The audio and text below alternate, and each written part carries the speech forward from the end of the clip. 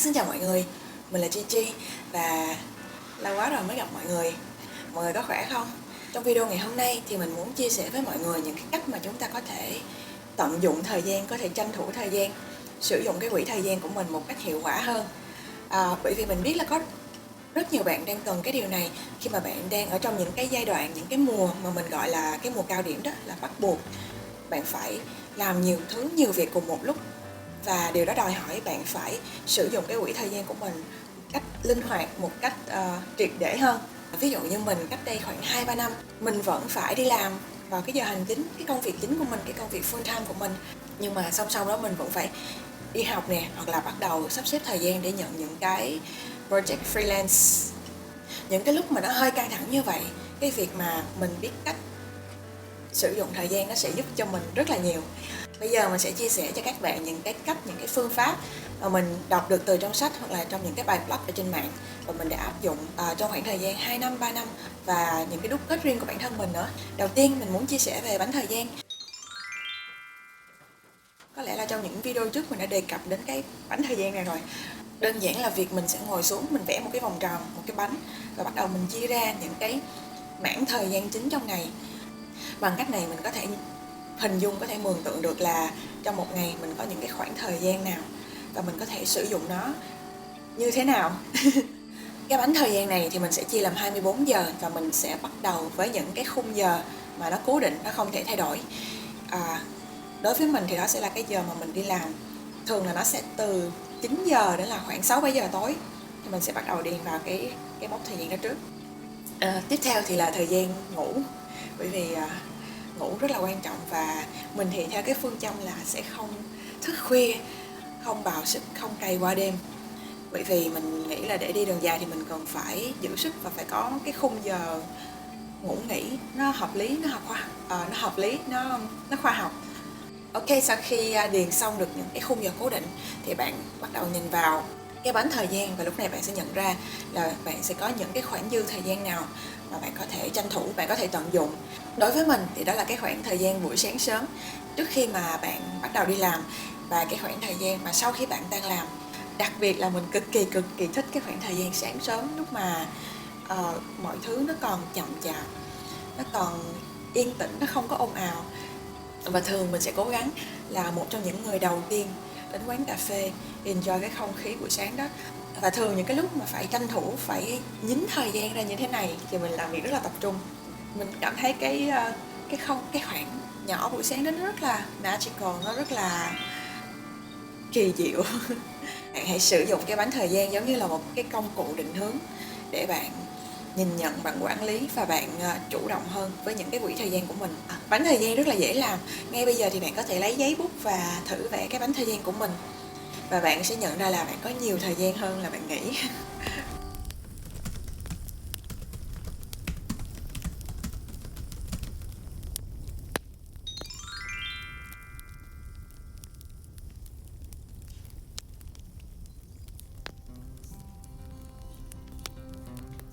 Điều thứ hai mà mình muốn chia sẻ với mọi người đó là về việc làm việc tập trung.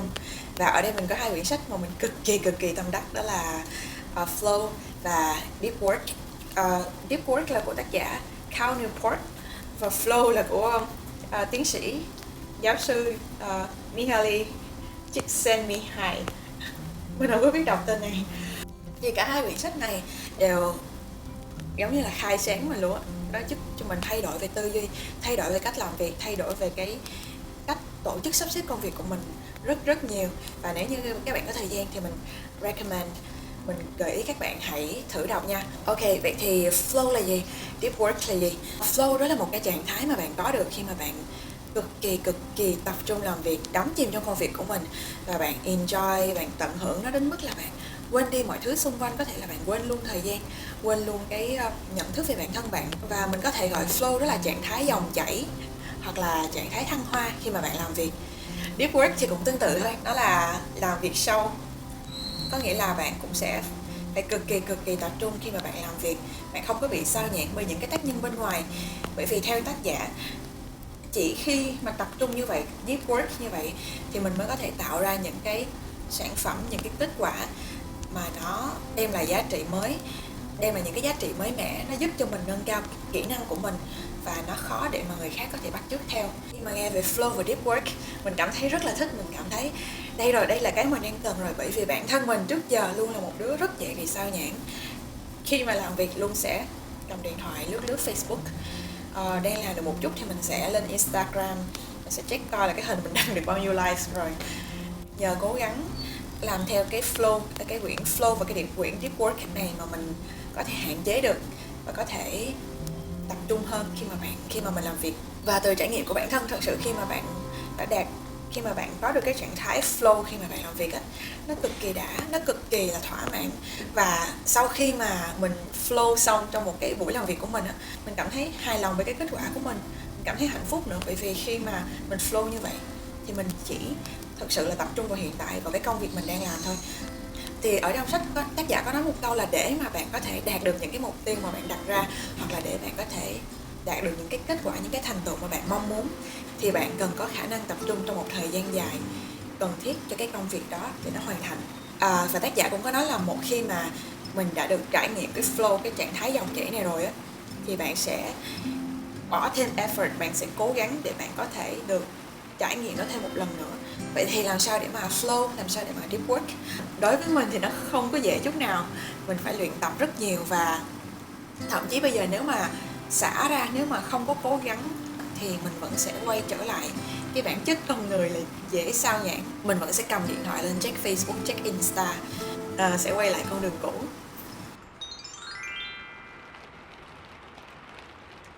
Thì cái cách làm của mình đầu tiên là mình xây dựng một cái routine, một cái chuỗi những cái hành động, những cái việc mình làm trước khi mình làm việc, để báo hiệu cho não là mình sắp làm việc đây và hãy tập trung nha.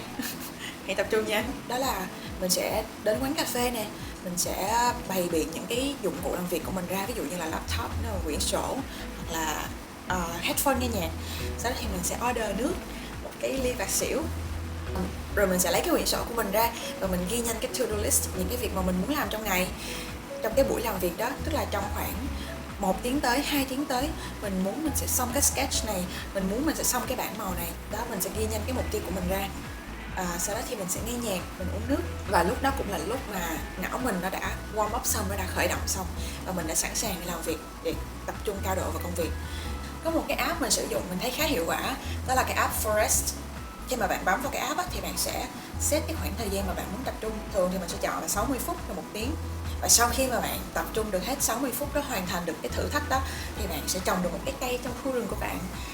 Và nó có một cái chế độ rất hay, đó là deep mode, là khi mà mình chọn cái đó thì lúc mà mình làm việc á, mà mình cầm điện thoại lên, mình chỉnh qua những cái app khác, thì cái cây của bạn sẽ chết. Do đó là cái app này nó giúp mình hạn chế việc sử dụng điện thoại rất là nhiều. Thì gần đây trong cái routine của mình có thêm cái bước là mình sẽ mở cái app này lên và mình chọn cái khung giờ mà mình muốn tập trung nữa. Thì mình thấy là nó sẽ chỉ khó khăn ở khoảng cái giai đoạn 10-15 phút đầu thôi, để mà bạn bắt đầu bạn mở những cái material, những cái files, hoặc là những cái bạn cần cho cái công việc của bạn, bạn sắp xếp mọi thứ. Khi mà nó sẵn sàng hết rồi á, thì bạn sẽ flow rất là dễ dàng. Một cái cách nữa mà mình nghĩ là có thể giúp các bạn giữ được cái thói quen luyện tập cho việc tập trung này, đó là ghi chép. Thì giống như là hồi nãy mà mình nói là đầu mỗi cái phiên làm việc á, mình sẽ ghi ra cái khung thời gian mà mình muốn làm nè, và cái mục tiêu trong cái khung thời gian đó. Ghi lại những cái bánh thời gian, ghi lại những cái khung giờ mà bạn muốn deep work, muốn flow. Tại vì sẽ có những ngày, những cái bad day, những cái ngày mà bạn down mood nè, không có thể làm việc được, không có thể tập trung được, cảm thấy mất động lực, thì khi đó bạn có thể mở lại những cái ghi chép của bạn để xem là cái quá trình của bạn đó, nó đã đi được đến đâu, bạn đã lên những cái kế hoạch gì, bạn đã cố gắng tập trung như thế nào.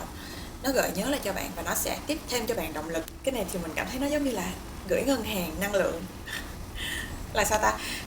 Có nghĩa là cái năng lượng mà bạn có vào những cái ngày tốt, những cái ngày mà bạn làm việc rất là tập trung, những cái ngày mà hiệu suất của bạn rất là cao, thì nó được lưu lại trong những cái ghi chép của bạn. Và vào những cái bad day, những cái ngày xấu, bạn có thể sử dụng những cái năng lượng mà của chính bạn trong quá khứ, lưu giữ lại và gửi đến cho bạn. Flow hay là deep work thì nó sẽ giúp cho bạn rất là nhiều. Đầu tiên là sẽ giúp cho bạn tập trung hơn, giải quyết công việc nhanh hơn nè, sử dụng thời gian của bạn hiệu quả hơn, triệt để hơn. Thứ hai là nó sẽ giúp bạn tận hưởng, bạn enjoy cái công việc của mình làm nhiều hơn và làm bạn cảm thấy hạnh phúc hơn nữa. Và cái thứ ba là một cái mà mình cảm nhận được qua một cái thời gian dài luyện tập và áp dụng, là nó sẽ giúp cho bạn thay đổi về system, là cái hệ thống, thay đổi về lifestyle, về cái lối sống nè, và thay đổi cả về chất của bạn nữa. Thay đổi về chất, giúp cho mình sống một cách tích cực hơn và nó có chiều sâu hơn không? Khi mà mình muốn làm gì thì mình sẽ làm tới nơi tới chốn, mình sẽ tập trung mình giải quyết cho xong. Do đó là mình rất khuyến khích mọi người hãy thử đọc 2 cái quyển sách mà mình vừa giới thiệu, và mình tin là nó sẽ đem lại những thay đổi rất là to lớn về cái hành trình phát triển bản thân của các bạn. Thì mình biết là các bạn nếu như là đang phải tranh thủ, đang phải o ép thời gian của các bạn, phải tận dụng từng giây từng phút như vậy thì nó rất là khó khăn. Mình hy vọng là những cái chia sẻ của mình có thể giúp ích được cho các bạn. Bắt đầu từ những cái mục tiêu nhỏ trước. Ví dụ như là trong 1 tiếng tới mình sẽ tập trung hoàn toàn vào công việc của mình sẽ không bị sao nhãng bởi bất kỳ một thứ gì khác.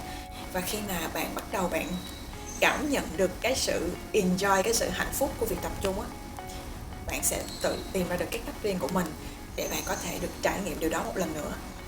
Cái lý do mà mình phải đọc bao nhiêu là sách, phải luyện tập nhiều như vậy là bởi vì bản chất mình là một đứa dễ bị sao nhãng. Buông ra một cái là mình sẽ rất phí thời gian để mình làm những cái chuyện linh ta linh tinh. Nhưng mà biết sao giờ, phải cố lên thôi, phải thay đổi, phải rèn luyện bản thân. Và mình tin là các bạn cũng có thể làm được. Thì video ngày hôm nay đến đây là kết thúc rồi.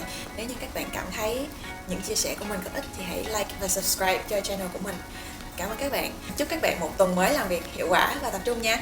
Bye.